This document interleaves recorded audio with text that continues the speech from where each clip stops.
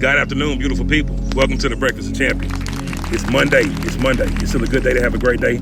It's your local neighborhood pastor, Ash, passing through. You know a party ain't a party till I walk in it. Hold up, wait a minute, let me put some Jesus in it.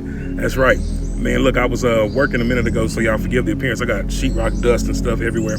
But I had to share this with you because it was just so good. I couldn't contain it. But I was thinking about this statement. You are the apple of my eye.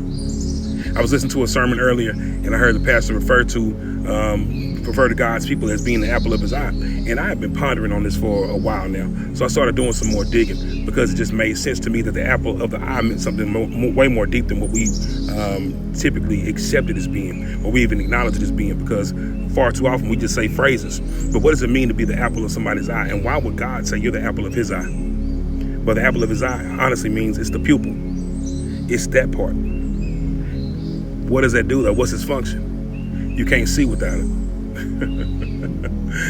God is literally comparing you to the pupil in his eye. Now let's go a little bit deeper though. If we go deeper, the Hebrew term for apple is Ishon. Ishon meaning little man. Why little man? Because when you look at somebody from your eye to them, and someone's looking at you, look at them, they can see the reflection of what they're looking at in the pupil. So it literally means that he is seeing you in his eye. He is keeping his eyes on you.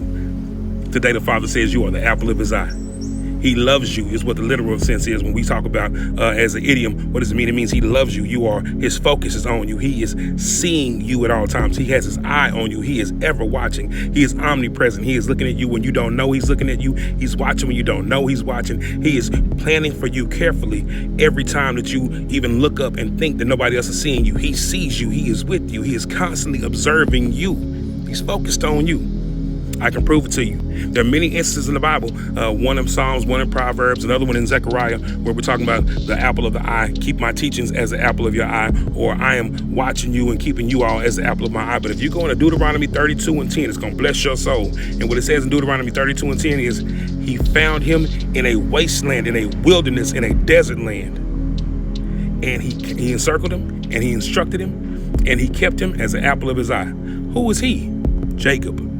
He's talking about Jacob, but he is saying what he did with Jacob in comparison to what he did for the people of Israel, because Jacob's name was later turned into Israel. So when the name change came, he was talking about the people of Israel in comparison to the promise of Israel he gave to Jacob. So he found him in a wilderness, in a wasteland, and he kept him and preserved him and encircled him and instructed him and taught him and moved him about. And he kept him as the apple of his eye.